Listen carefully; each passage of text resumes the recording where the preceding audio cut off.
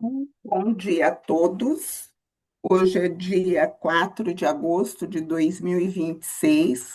Estamos retomando a leitura do volume 1 de Observações Esotéricas de Relações Kármicas do Steiner.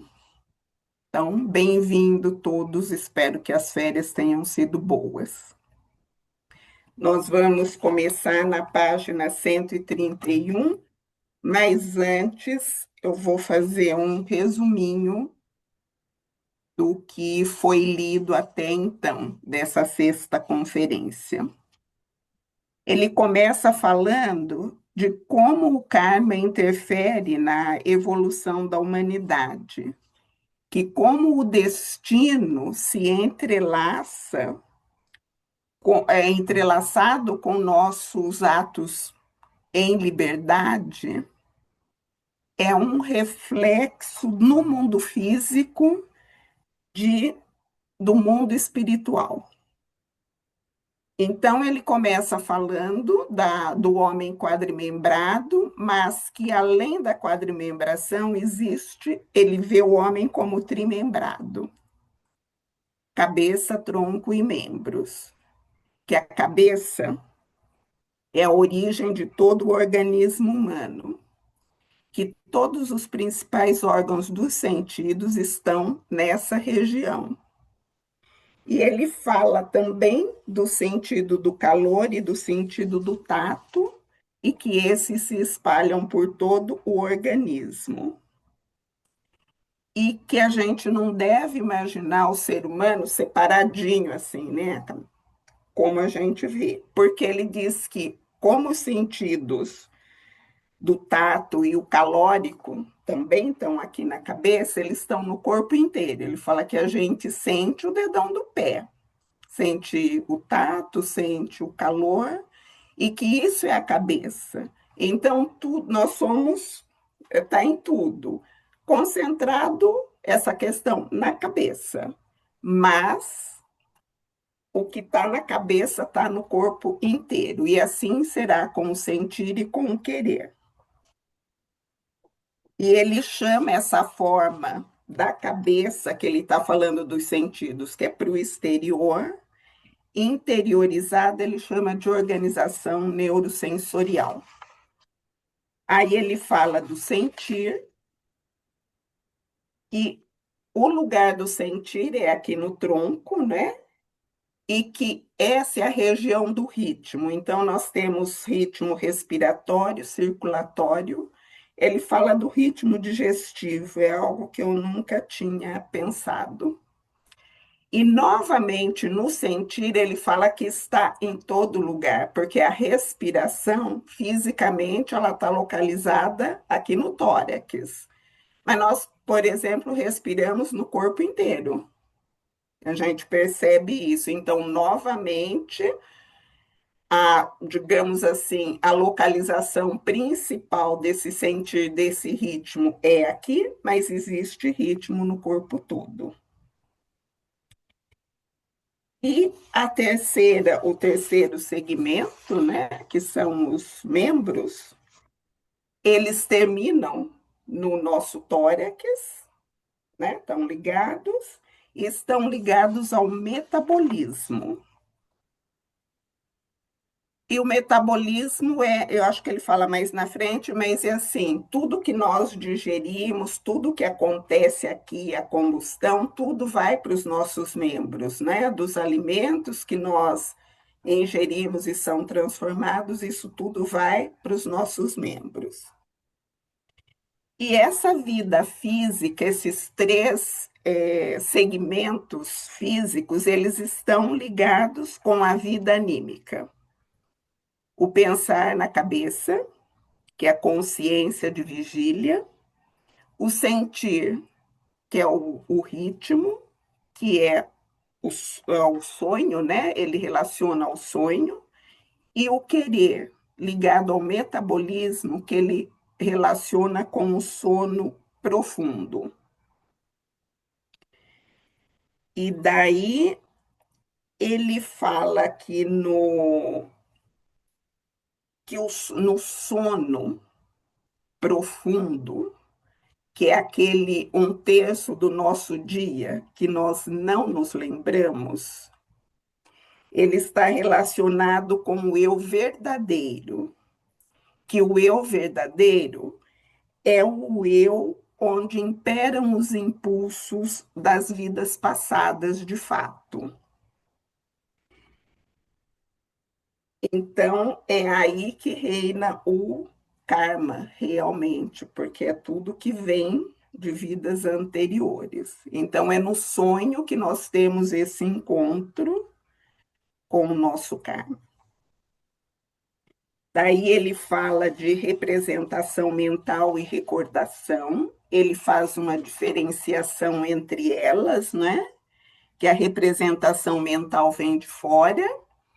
Ele fala, ele dá toda uma descrição técnica, né, lá no livro de massa cinzenta, massa branca, mas ele fala que a representação mental vem de fora, mas ela só cintila e apaga, mas que ela imprime uma impressão sensória em nós.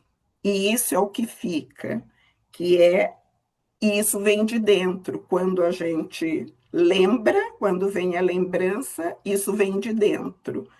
Eu não preciso ver um objeto para lembrá-lo, eu não preciso sentir um cheiro para lembrar dele. Isso está em mim, isso vem de dentro, isso já ficou impresso em mim.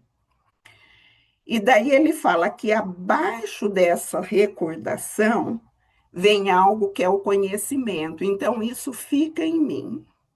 Eu conheço, já me apropriei, é meu. E que abaixo disso vem o sentir. É como, imagino eu, que seja como eu me relaciono com esse conhecimento. E abaixo do sentir está o inconsciente, que é aquilo que realmente a gente não lembra. Então, ele fala que nós nos consideramos seres humanos plenos quando elaboramos a representação mental na vigília. Então, sou humana porque eu estou vendo, reconheço, sei a árvore, enfim. Mas que quando estamos na inconsciência, nós não somos plenamente humanos. Para ficar mais fácil para mim, eu entendi aqui, não somos totalmente terrenos, porque na inconsciência nós estamos inseridos no universo. Aqui eu entendi assim, está claro que nós somos cidadãos de dois mundos.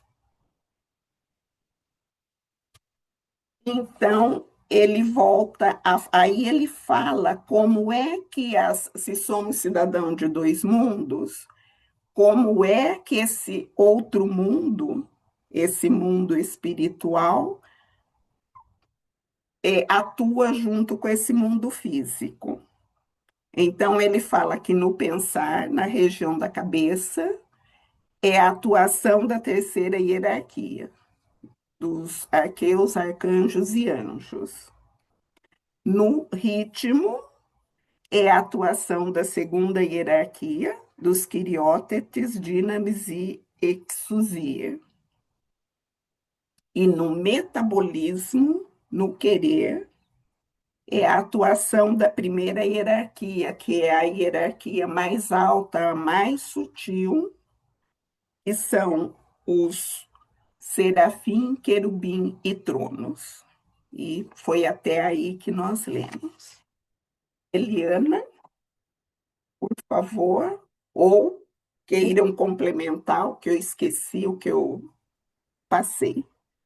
Não, eu só queria agradecer. Muito bom, obrigada pelo resumo, muito bom. Então, tá bom. Ó, nós fizemos uma pequena mudança. Agora serei a leitora. Tá bom, então vamos lá. Eu proponho a gente começar no primeiro parágrafo, só para fazer o gancho com a continuação. Tudo bem? Então vamos lá. Em nossos membros circulam os alimentos transformados que ingerimos. Ali, eles sofrem um processo que é um processo vivo de combustão, pois a cada passo que damos, origina-se em nós uma combustão viva. O que está fora de nós está dentro de nós. Estabelecemos uma relação com isso. Como ser humano físico, relacionamos-nos com o que há de mais inferior por intermédio do nosso organismo metabólico motor. Relacionamos-nos com o que há de mais elevado justamente por meio do nosso organismo motor. Relacionamos-nos com a primeira hierarquia, com os serafim, querubim, tronos, pelo que nos preenche de espírito. E aí ele tem aquela figura, né? Então, é um quadradinho menor, ser humano, terceira hierarquia. Organização da cabeça, está na horizontal. Na organização da cabeça, ter representações mentais, ter percepções, vigília. Na segunda hierarquia, o organismo ritmo está o sentir, o sonhar. E a primeira hierarquia está no organismo motor, ligado ao querer, ao dormir. Surge, então, a importante questão, e até parece ser banal revesti-la com palavras terrenas, mas preciso fazê-lo formulando-a conforme segue. Com o que se ocupam esses seres das três hierarquias consecutivas quando estão entre nós? O que fazem? Bem, a terceira hierarquia, anjos, arcanjos, arqueus, ocupa-se com o que tem sua organização física na cabeça. Ocupa-se com o nosso pensar. Se ela não se dedicasse ao nosso pensar, àquilo que se passa em nossa cabeça, não teríamos lembranças na vida terrena comum. As entidades dessa hierarquia mantêm os impulsos que recebemos com as percepções dentro de nós. Essas entidades constituem a base da atividade que se manifesta em nossa recordação, que se manifesta em nossa memória. Durante a vida terrena, elas nos conduzem pela primeira região que conhecemos como região subconsciente, inconsciente. Passemos às entidades da segunda hierarquia, exusia e assim por diante.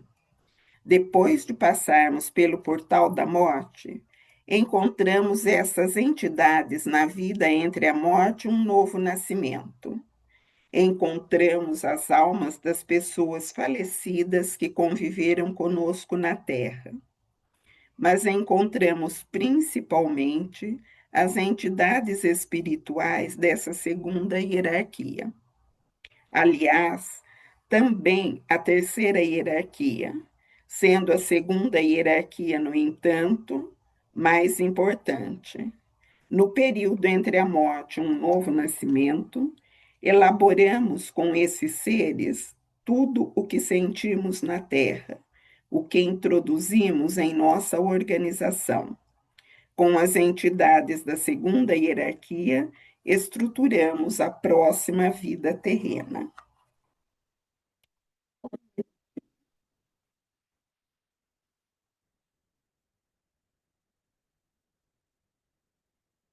Quando estamos aqui na Terra, temos a impressão de que as entidades espirituais do mundo divino estão acima de nós. Quando estamos do outro lado, na esfera entre a morte e um novo nascimento, tem-se a imagem inversa. Depois da morte, os anjos, os arcanjos e assim por diante, que nos guiam pela vida terrena da maneira indicada, vivem conosco, por assim dizer, no mesmo nível. Imediatamente abaixo estão as entidades da segunda hierarquia. Com estas, com estas estruturamos a formação, a configuração do nosso karma interior. Com as entidades da segunda hierarquia, elaboramos o que eu lhes disse ontem a respeito do karma da saúde e da doença. Quando, durante o período entre a morte e um novo nascimento, ainda olhamos mais profundamente para baixo, quando, por assim dizer, olhamos através dos seres da segunda hierarquia, descobrimos lá embaixo as entidades da primeira hierarquia, os serafim, os querubim e os tronos. Como ser humano terreno, procuram-se os deuses mais elevados no alto. Como ser humano entre a morte e um novo nascimento, procura-se o Divino Supremo, que de início nos é inacessível na maior profundidade. Enquanto entre a morte e um novo nascimento se elabora com as entidades da segunda hierarquia o karma interior, que então se expressa no estado de saúde ou de doença na vida subsequente, enquanto estamos envolvidos nessa atividade, isto é, trabalhando consigo mesmo e com outros seres humanos na configuração dos corpos que surgirão na próxima vida, as entidades da primeira hierarquia estão ativas lá embaixo de maneira muito peculiar. Contempla-se isso. Em relação a uma pequena parte de sua atividade, eles estão sujeitos a uma determinação. Por serem os criadores do âmbito terrestre, precisam reproduzir o que o ser humano estruturou durante a vida terrena, mas reproduzi-la de maneira bem determinada.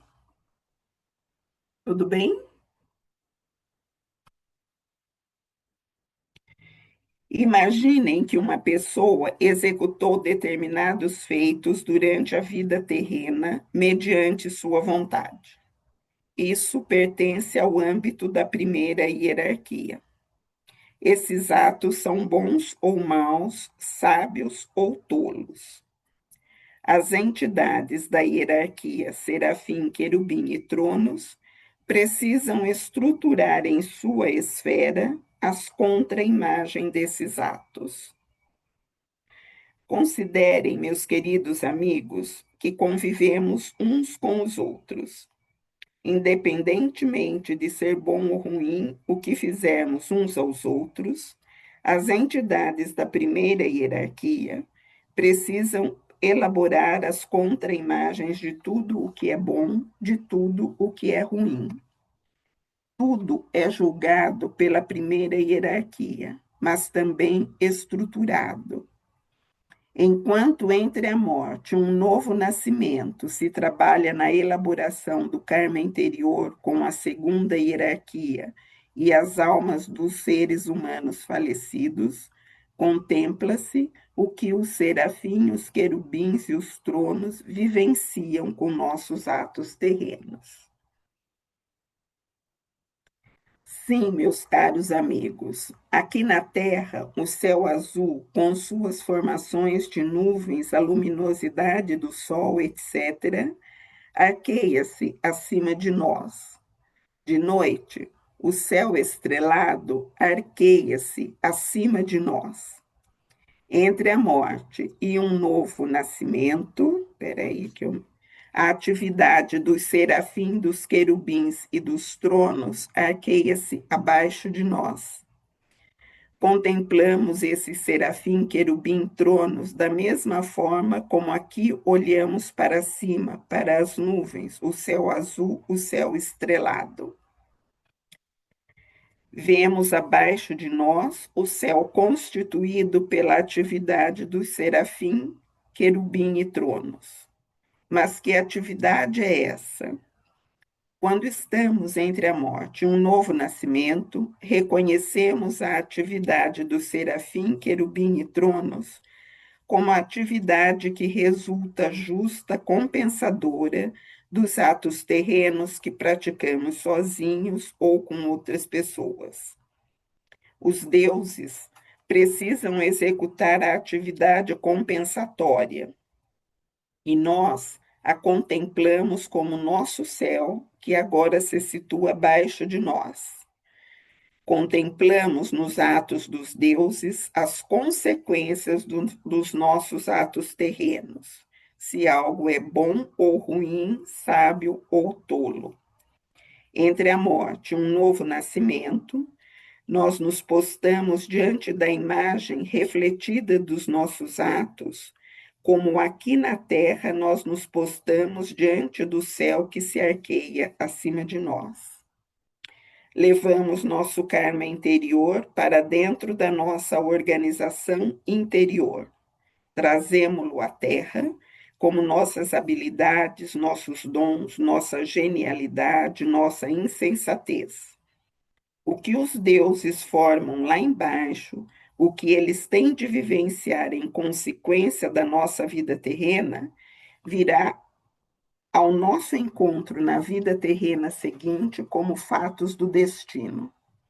Podemos afirmar, portanto, que aquilo que em realidade passamos em estado de sono é que nos leva ao nosso destino em nossa vida terrena.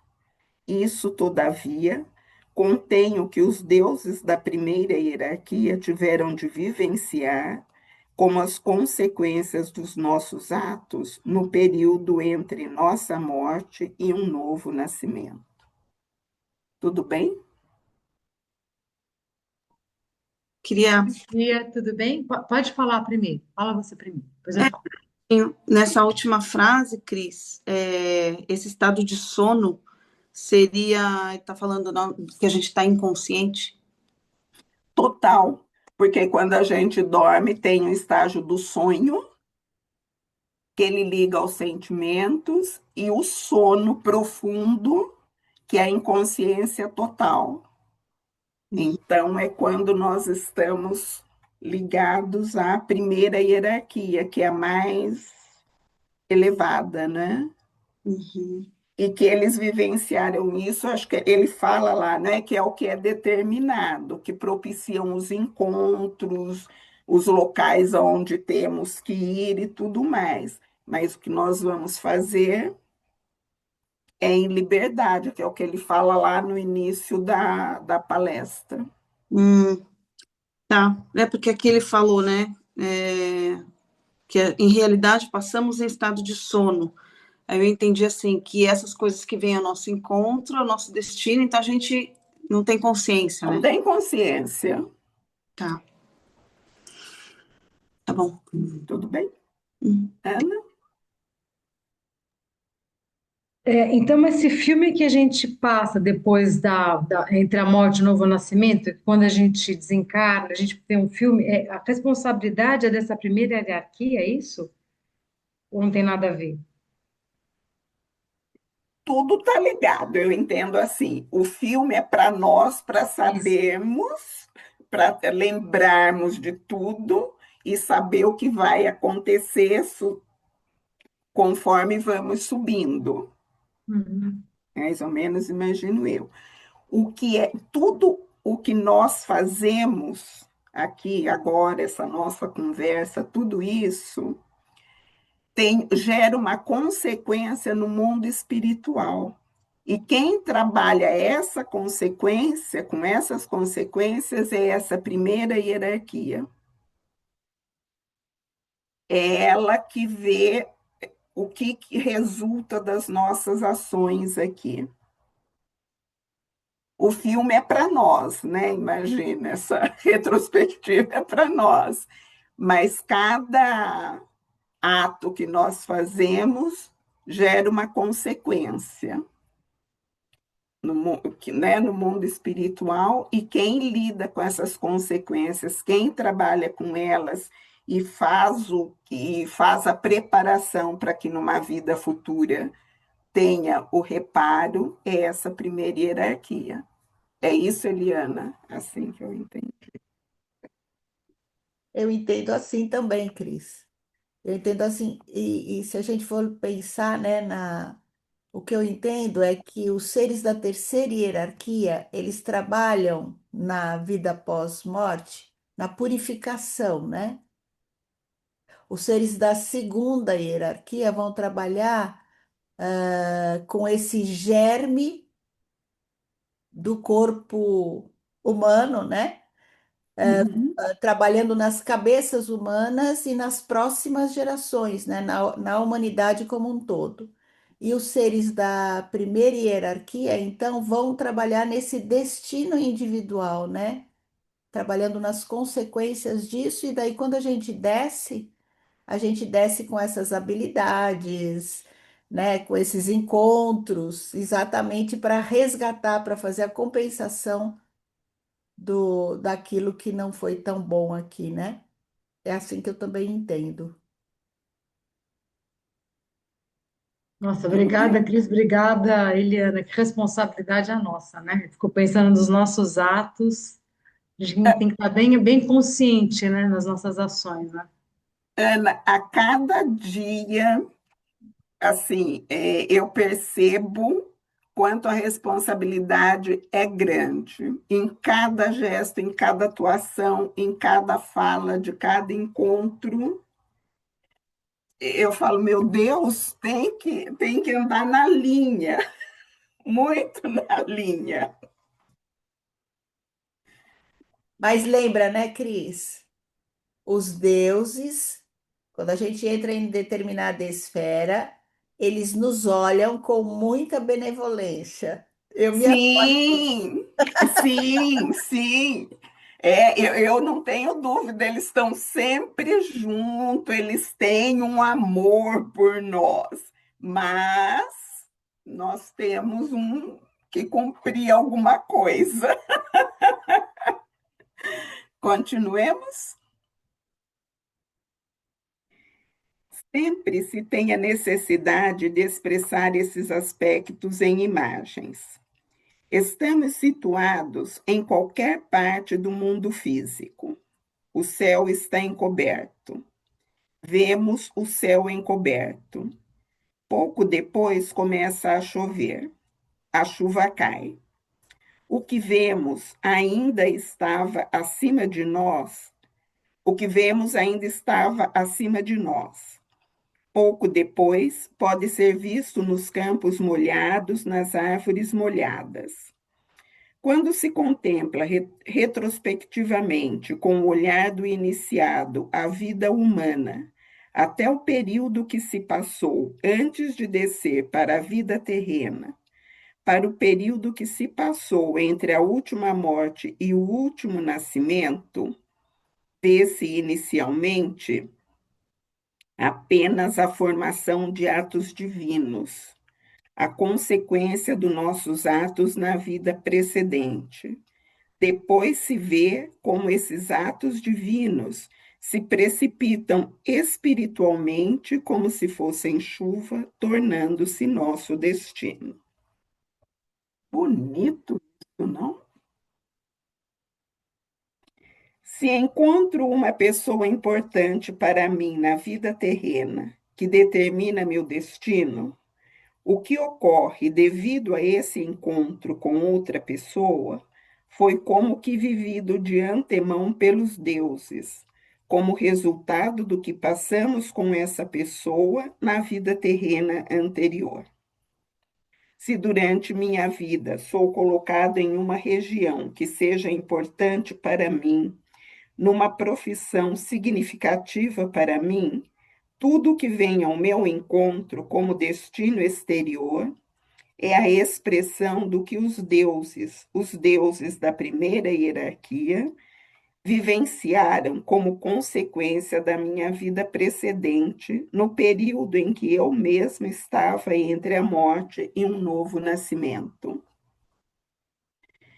Pensando de modo abstrato, considerem que se chega a pensar que lá estão as vidas terrenas pregressas, Os atos das vidas terrenas precedentes atuam para dentro dessa vida terrena. Naquela ocasião, ocorreram as causas. Agora estamos diante das consequências. Em realidade, isso não suscita muitos pensamentos. Falando desse modo, não se tem mais do que meras palavras. Mas por trás do que se descreve desse modo como a lei do karma, estão feitos divinos, vivências divinas. Atrás disso tudo ainda há outras coisas.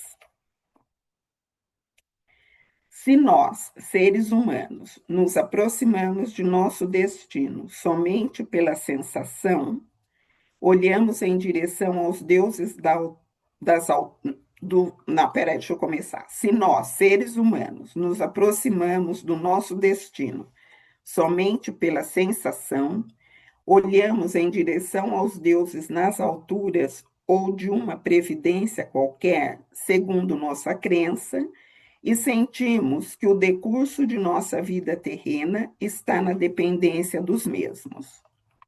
No entanto, os deuses, justamente os que reconhecemos como entidades da primeira hierarquia, os serafim, querubim e tronos, têm uma crença religiosa, por assim dizer, inversa. Eles sentem sua determinação proveniente dos seres humanos na Terra que eles criaram. Os desvios e os estímulos que atingem essas pessoas precisam ser compensados pelos deuses. O que os deuses, em contrapartida, nos preparam como nosso destino na vida seguinte, eles primeiro nos mostraram. Eu lembrei daquela frase, né, que fala assim, que nós, seres humanos, somos a religião dos deuses, né? Agora, não sei, parece que veio de encontro, assim. É, Não dá para entender, né, quando a gente ouve a frase, como assim? agora, né, ficou mais, começa a clarear, né, vai clareando isso. É preciso descobrir novamente essas coisas por meio da antroposofia. Isso se revela à humanidade pela antiga clarividência instintiva, que se originava de uma consciência não desenvolvida plenamente. A sabedoria antiga continha essas revelações. Depois, restou apenas um sentimento obscuro.